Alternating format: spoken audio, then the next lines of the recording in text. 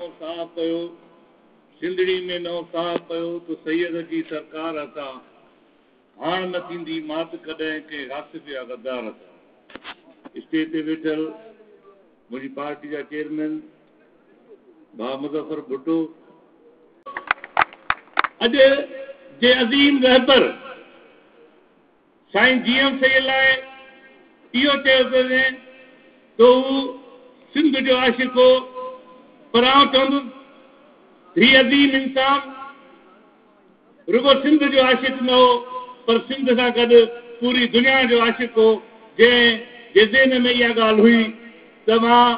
ग़ुलाम क़ौम जे फ़र्ज़ जी हैसियत में अवल मुंहिंजो फ़र्ज़ थो थिए त मां आज़ाद सिंधु देश जो क़याम अमल में आणियां ऐं आज़ाद सिंधु देश जे ज़रिए पंहिंजे फ़िक्र फ़लसफ़े जे ज़रिए पूरी दुनिया में जेको आहे अमुन क़ाइमु करण लाइ जिदोजहद कंदो रहंदुसि। तंहिंजे करे मुंहिंजो रहबर रुगो सिंधी क़ौम जो रहबर न आहे पर दुनिया जे हर अमन पसंद माण्हू जो रहबर आहे, जेको धरतीअ ते कंहिं बि ग़ुलामी, कंहिं बि ॾाढ, कंहिं बि जबर जे आॾो न झुकण वारो जेको इंसानु आहे उहो साईं जीएम सैयद खे पंहिंजो रहबर मञिजो ऐं साईं जीएम सैयद सिंध समेत सॼी दुनिया जो आशिक़ हुयो। उनजे लाइ असीं हिन आलमी ॾींहं ते पंहिंजे रहबर खे ख़राज ॾींदे ही ॾींहुं मल्हायो आहे ऐं यकीन सां चऊं था ऐं मुंहिंजा अज़ीम रहबर तुंहिंजो फ़िक्र फ़लसफ़ो ऐं आज़ादी वारो जेको ख्वाब आहे उहो ज़रूरु साबिया थींदो ऐं असां पंहिंजे मक़सद लाइ अॻिते वधंदा रहंदासीं। हिते सियासत जा कई रंग ऐं ढंग थियनि था, क़ौम परस्ती जे नाले में सियासत बि थिए थी, क़ौम परस्ती जे नाले में ठगी ऐं धोखा बि थियनि था। ख़ासि तौर ते मां सिंध जे माण्हुनि खे हैदराबाद जहिड़े शहर में हिन प्रोग्राम जे ज़रिए हिनखे ॿुधाईंदुसि त माज़ी में बि सिंधी ऐं उर्दू ॻाल्हाईंदड़ में झेड़े जी शुरूआत लाइ हैदराबाद जी सरज़मीन खे इस्तेमालु कयो वियो हो।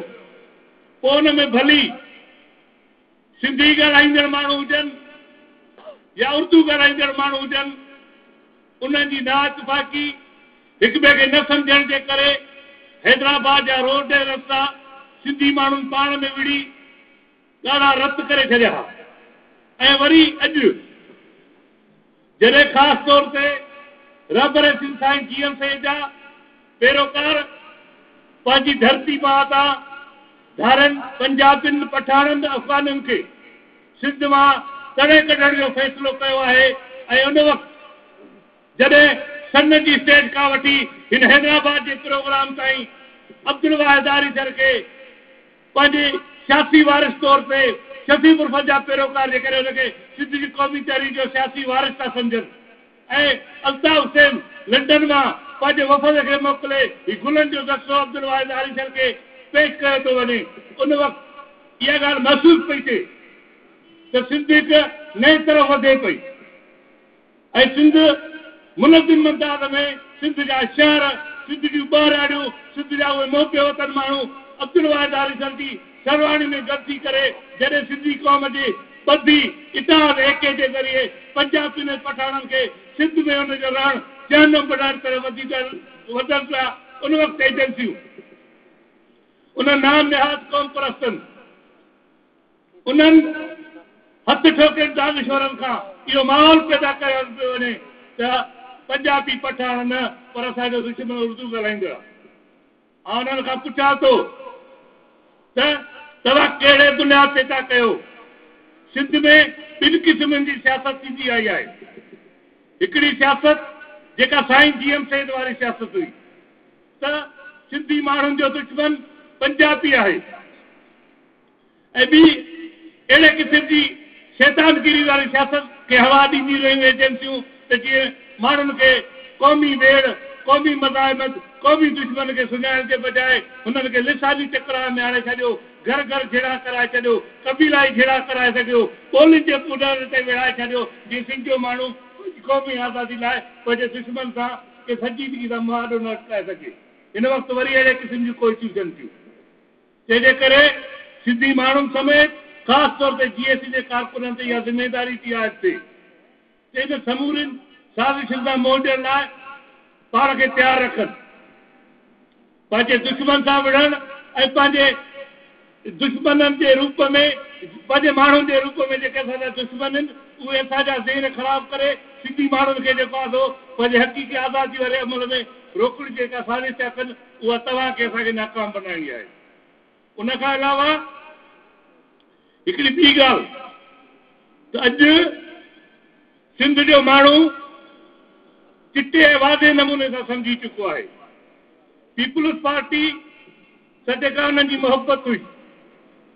हुननि केतिरा दफ़ा वोट ॾेई करे हुननि खे इक़्तिदार में पहुचायो। हुननि खे जॾहिं इहा ख़बर पई, हुननि पंहिंजे महबूब रहनुमा ज़ुल्फ़िकार अली भुट्टे खे रावलपिंडी मां मोकिले लाश बि क़बूल कयो, पर पोइ बि पीपुल्स पार्टी जे रोटी कपिड़ा ऐं ॿियनि आसरनि ते त पंजाबियुनि खां हीअ असांखे हक़ वठी ॾींदा, हीअ असांखे वसीला वठी ॾींदा, पर हुनजो नतीजो तव्हां ॾिठो त बेनज़ीर भुट्टो शहीद खे जॾहिं हिते अचण जी इजाज़त थी मिले, जॾहिं हुनखे हिते अचण जी इजाज़त थी मिले, हू सिंध जे अंदरि सफ़र शुरू थी करे त वरी बि सिंधी माण्हुनि खे लाश इस्लामाबाद मां ऐं पंजाब मां जेको आहे सिंधी माण्हुनि खे मोकिलियो थो वञे। उन्हनि माण्हुनि खां सवाल कंदुसि, आसिफ ज़रदारी खां सवाल कंदुसि, पीपुल्स पार्टी जी हुन क़यादत खां सवाल कंदुसि त तव्हां ॿुधायो त शहीद बेनज़ीर जी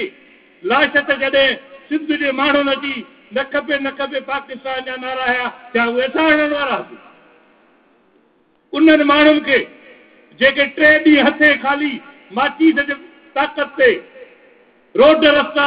साड़े करे रियासत जूं समूरियूं जेके बि हिते इदारा हुनखे साड़े छॾनि था, छा उहे जेस जे कारकुन? असीं चऊं था त तव्हांजो वाकई वास्तो न हुजणु घुरिजे, छो जो तव्हां इक़्तिदार जा मज़ा वठी सिंधी माण्हुनि खे लुटण में पंजाब जी एजेंटी दलाली था कयो। असीं चऊं था 27 डिसंबर बेनज़ीर भुट्टो जे लाश जा वारिस बि असां आहियूं, ज़ुल्फ़िकार अली भुट्टे जे लाश जा वारिस असां आहियूं, शहीद सबीउल्लाह जे लाश जा वारिस असां आहियूं। उन 3 ॾींहंनि वारी जिदोजहद कंदड़ मासूम ॿारनि खां वठी ॿुढनि ताईं जेके सिंधी माण्हू रोड रस्ते ते निकिरी विया, उन जा वारिस असीं शहीद जीवन ते